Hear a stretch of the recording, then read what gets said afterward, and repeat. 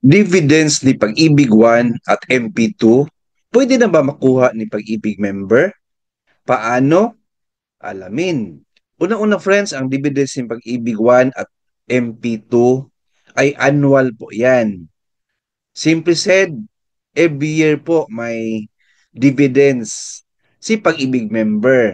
Kasi po yan po ang binibigay ni Pag-ibig Fund sa mga members nila every year. Base po yan sa net income ni Pag-ibig. Right? So Pag-ibig 1 at MP2 yan. So ang tanong, pwede ba makuha ni Pag-ibig member ang dividends ni Pag-ibig 1? Yes, friends. Pero at membership maturity na po yan makuha ang Pag-ibig 1. Ibig sabihin, after 20 years po or 20 years member po, makuha na po lahat ng principal amount at dividends ni Pag-ibig 1. Although every year po yan, merong dividends sa Pag-ibig 1, pero hindi yan siya ma-release annually sa Pag-ibig 1. On the other hand, sa MP2 po, 5 years term po yan, pero may option po si Pag-ibig member na pwede kunin ang annual dividends.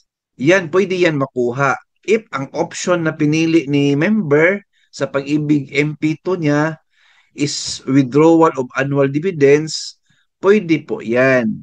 Every year po yan makuha. Pero kung ang option po ninyo is after 5 years pa po makuha ang dividends, ay hindi pa po yan makuha. But after membership maturity, kagaya ni Pag-ibig 1. Ang Pag-ibig 1 is 20 years, ang membership maturity. Ang MP2 naman is 5 years ang membership maturity.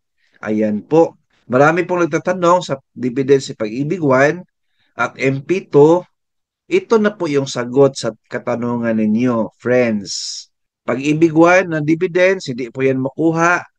Pero every year po, meron kayong dividends. And makukuha lang po ito sa membership maturity or withdrawal of savings na. So mayroong 6 grants po yan na withdrawal, 20 years member, age 60, makuha po yan, permanent departure from the country, retirement due to health reason, insanity, and death of a member. On the other hand, ang MP2 po, makuha yan annual dividends or after membership maturity na 5 years. Ayan po. Hope na may na-learn tayo sa video ito. Keep watching my YouTube channel. Please like, share this video, and subscribe my YouTube channel. Thank you, God bless, and 2 thumbs up.